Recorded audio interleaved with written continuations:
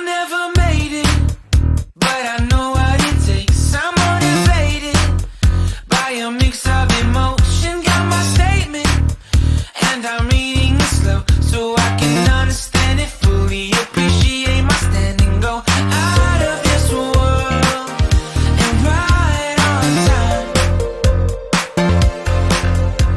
Oh, never in my life have I seen the sky light up like this. So hey everybody, my name is Paris and welcome to the video.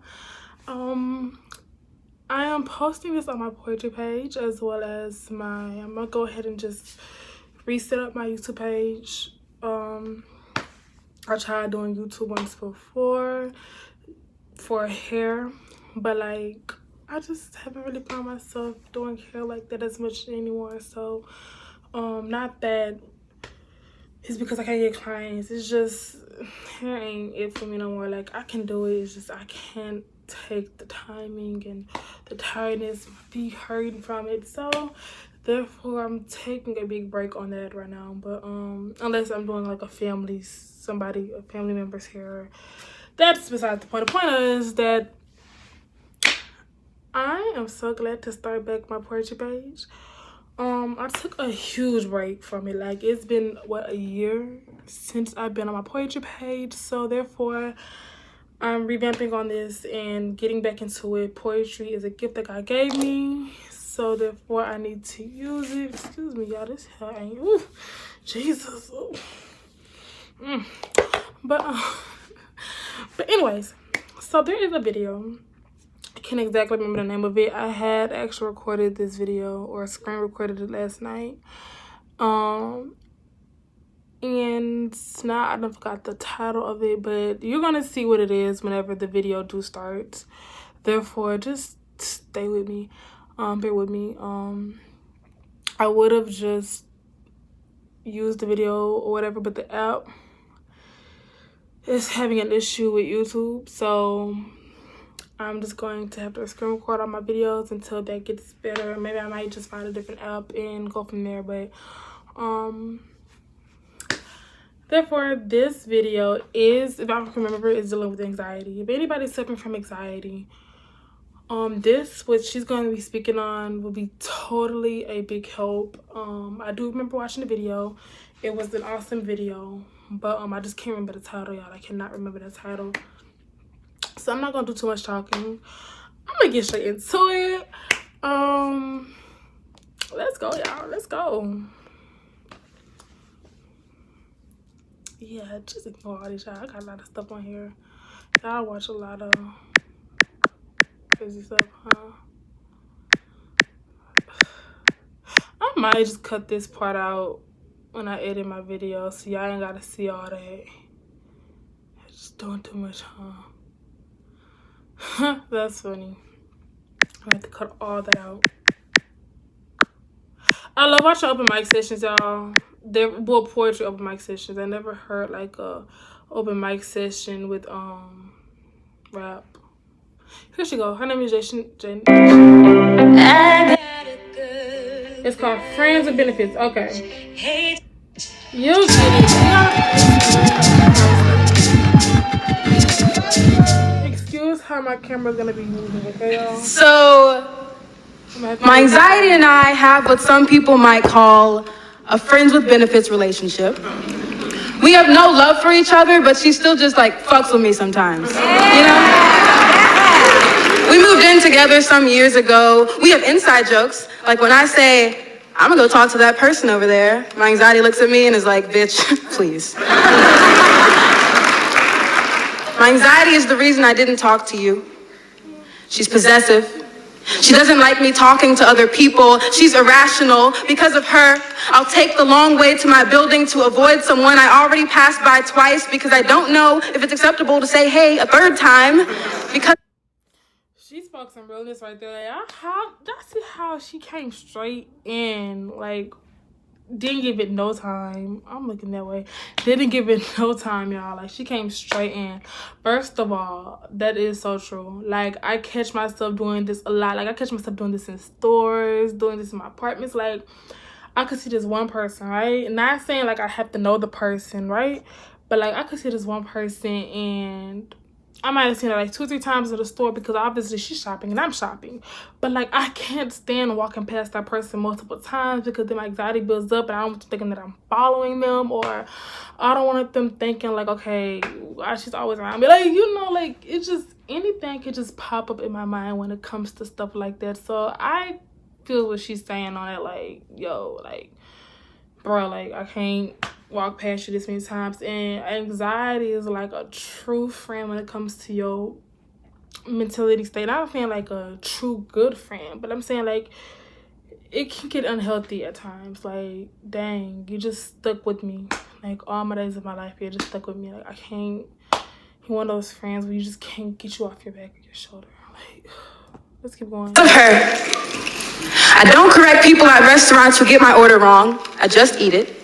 Cause you know, maybe sweet potato fries are what I wanted, but the broccoli you gave me is what I needed. Thank you. Oh, like, that is so true. Like, okay, if you have anxiety, you know exactly what she's talking about. So you could be in a restaurant and you could order some, like a burger, right?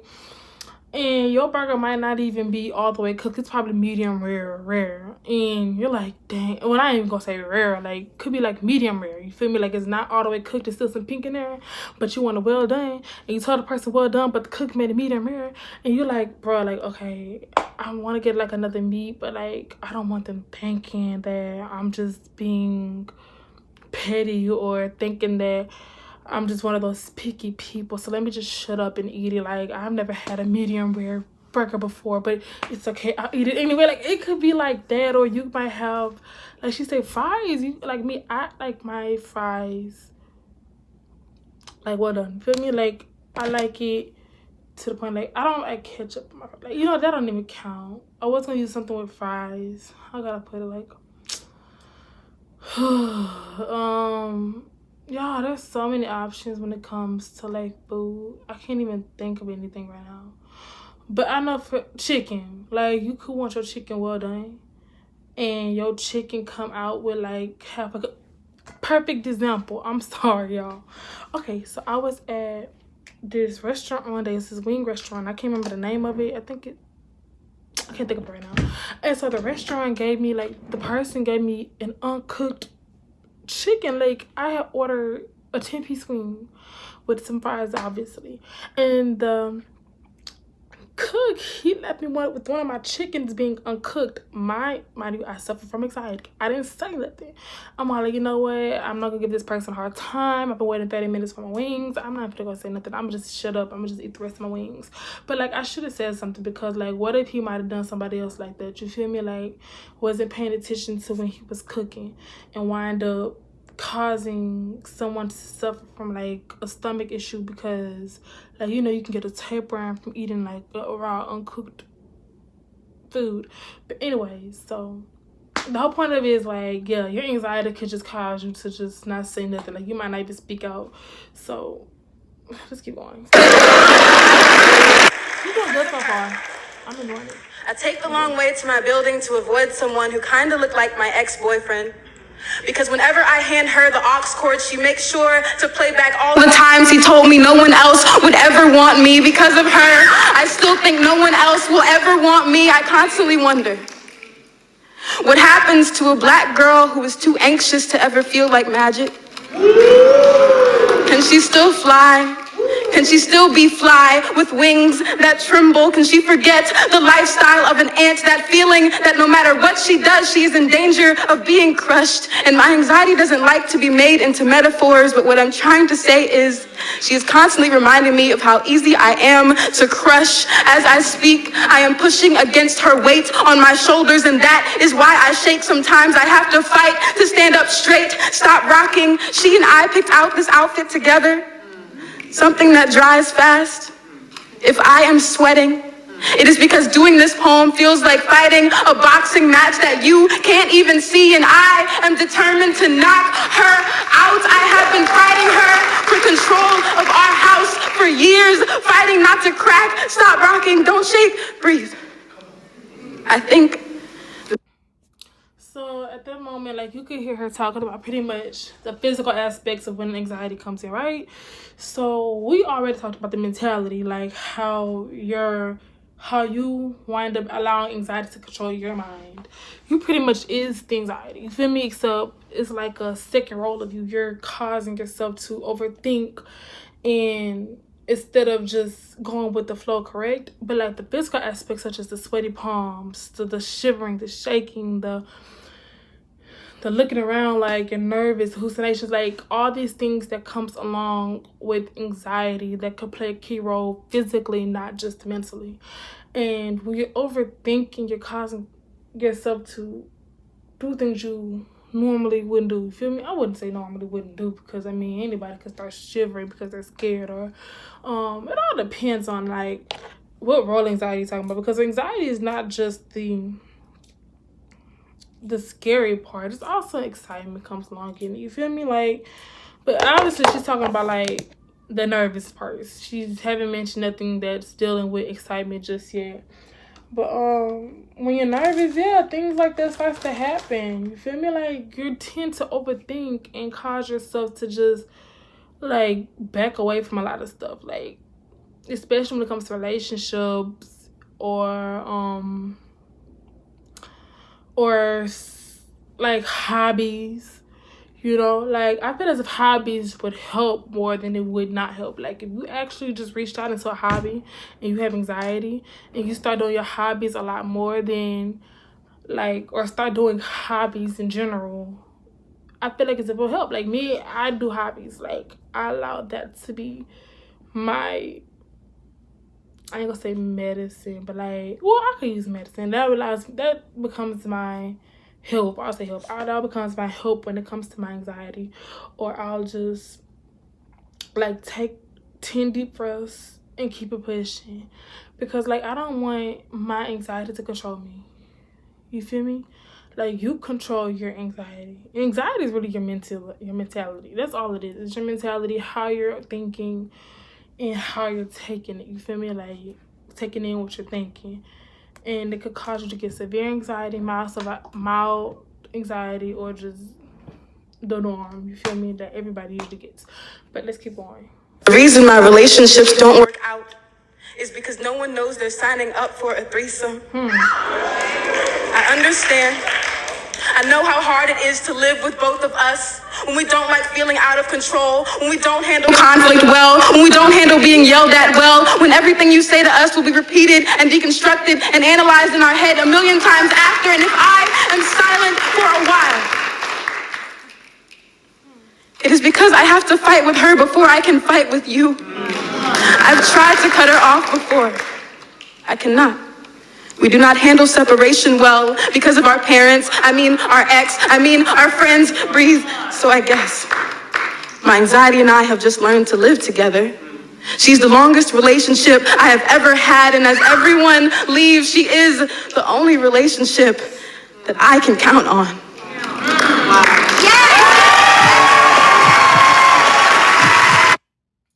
So, to end this off, I'll say this much. Sorry, I was looking at the time. To end this off, I'll say this much.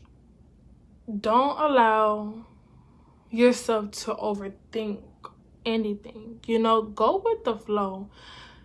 Overthinking something, I wouldn't even just say overthink, because anxiety can play a bunch of key roles in your life. It don't just have to be you overthinking. It don't just have to be excitement. It could be something coming from trauma, which causes you to be scared. It could be nervousness, which is partial overthinking. But whatever it may be, find something that could help you cope with your anxiety. I'm sorry, I keep looking this way because I'm looking at myself, but then I keep thinking, not looking at myself, but like, I'm just comfortable looking this way. I'm trying to stick in the camera. But yeah, just find a hobby that'll help you cope with what you have. Like, it could be you writing. Like me, I love to write. Or if anybody wants me to do their hair, I'll do that. Or it could be me walking my dog. That's not necessarily a hobby, but it is something that could help cope with my anxiety. Or I love nature, so I'll go outside and just take 10 deep breaths and you know, just sit out there and just look at the sky and look at the trees, because it helps with my nervousness. You know, I love smelling the fresh air. So that's something that I do that help cope with my anxiety. Whatever you have that can help. It could be you playing the game. It could be you watching TV. It could just be you, you know, hanging out with friends. Hopefully you're not doing anything bad, but it could be you doing whatever that is helping you cope. Find something to use that can cope with your anxiety, because if not, and you're just stuck in where you at, like say you were having an anxiety attack right now, and not even necessarily an anxiety attack, but say you're having like anxiety right now and you're just sitting here suffering from it, like you're not trying to find nothing to do that can help cope with it, it could just make it a lot worse. Just remember to remind yourself, like if it's dealing with scaredness, or if it's dealing with you being nervous about something, just breathe. Find something to do. It could be you playing a video game. Like I have video games on my phone still. I do. Like I'm not talking about like Call of Duty type video games. I'm talking about just something normal. I keep saying normal, like playing Call of Duty ain't normal. I'm saying like, yeah, Tangle. It's this game called, I think it's called Tangle. Like you try to untangle these little things. I play that and it helps me with my anxiety. I used to play Candy Crush, and I'm thinking about downloading it back again. I don't care how old it gets. I used to play that. I have this little book reading thing on there, word puzzles on my video game, on my phone, Jesus. Or you can get the word puzzle book. I actually think about getting those again. I played it. I used it during the freeze that had happened in Houston. And it helped a lot, you know, because I am claustrophobic, and it was me, my family, and my brother's family, and my godparents, my godmother and her kids, their family. We all was in one home during the freeze because of what had happened, the little thing that happened afterwards. So we stuck together until the lights and all that came back on. But that's besides the point. The point is, it helped me cope because I suffer with anxiety, and as well as being claustrophobic. So yeah, just find something. And I'm not gonna talk too long. Find a hobby, find something that could help you cope through it, and don't just suffer from it. You know, don't just cause yourself to suffer from it. If you need a therapist, and I had a therapist, I had a counselor as well, and it perfectly helped. If you feel as if that person who's counseling or help you through therapeutic problems, find somebody else that can help you. You know, like don't just suffer from it. Don't just, because then it can get worse. It can get worse. But that's about it. I enjoyed this poem. I must see if she have more videos, and we could probably just watch more videos from her, okay? Until then, I thank y'all, and your girl is signing out.